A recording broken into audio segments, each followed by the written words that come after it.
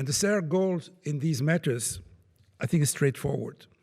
It is to contribute to the promotion of innovation, and at the same time, at framing it so that, to quote Thierry Breton, all fellow citizens benefit from innovation while being protected from risks, and the rules of the game are predictable.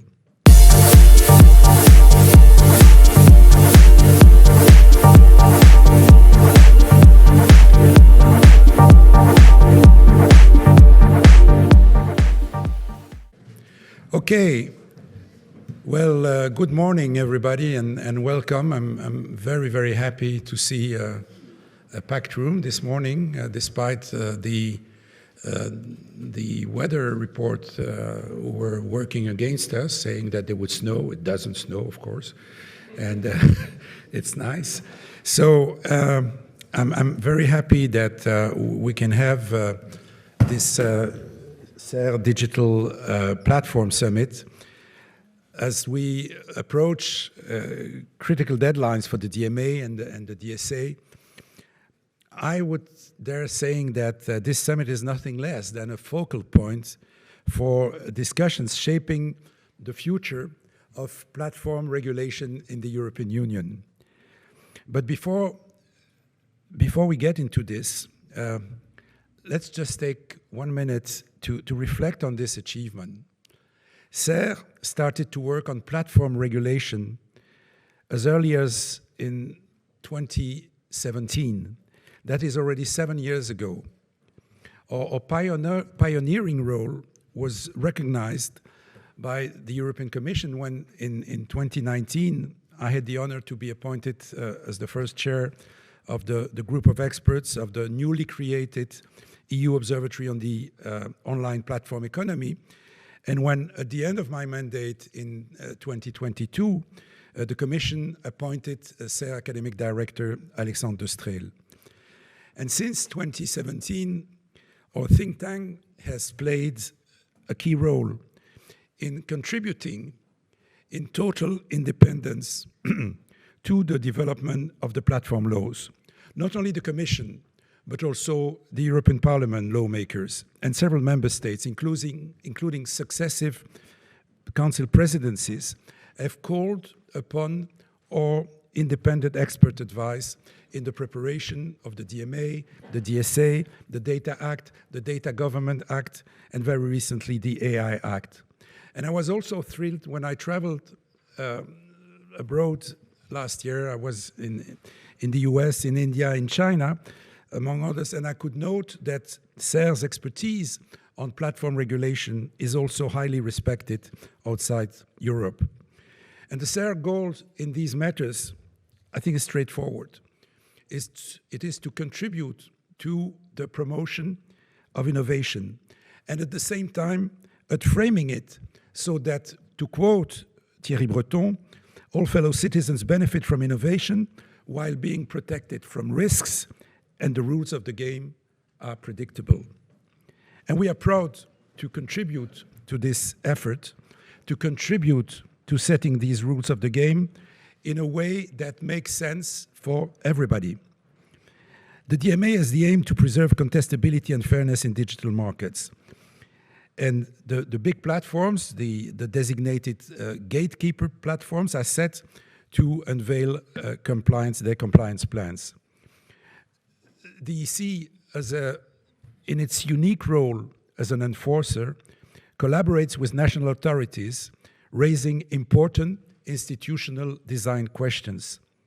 Simultaneously, the DSA also entered its implementation phase with very large online platforms and search engines submitting their initial DSA systemic risk assessment reports last year.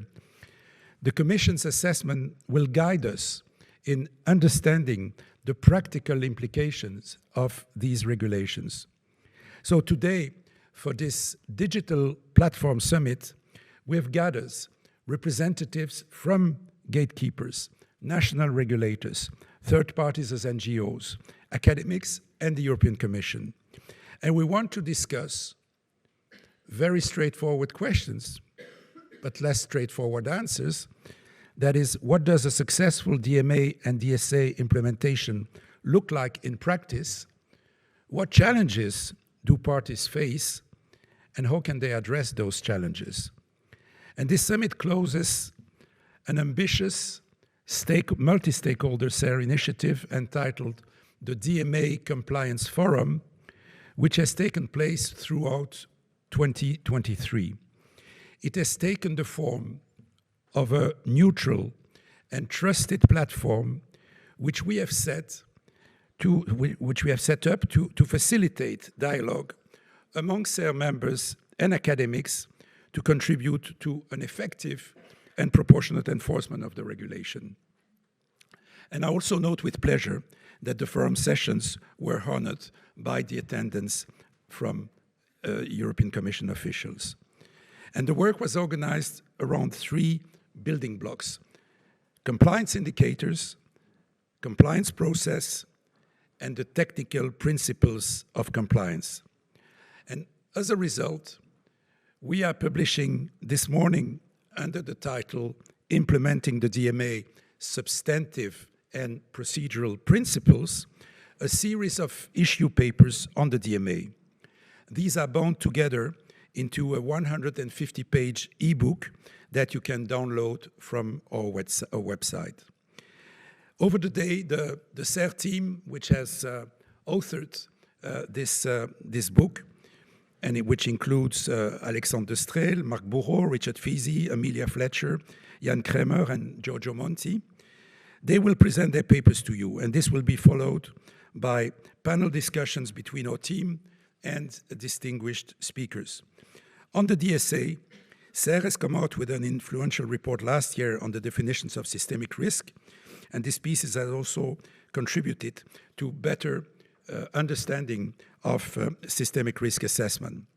In the first panel this morning, my colleague and friend Sally Broughton-Mikova, CERRE academic director, and guests around her will delve into the lessons that were learned from, excuse me, the first 6 months of DSA compliance. They will discuss what challenges the Commission and the industry face going forward on our first panel. I should also mention at this stage that building on the success of the DMA Compliance Forum project, CERRE is currently launching a similar initiative called the DSA Compliance Forum, where we will discuss and contribute to clarify a set of crucial issues related to the implementation of the DSA. So thank you very much to all of you for joining us today, either in person or online.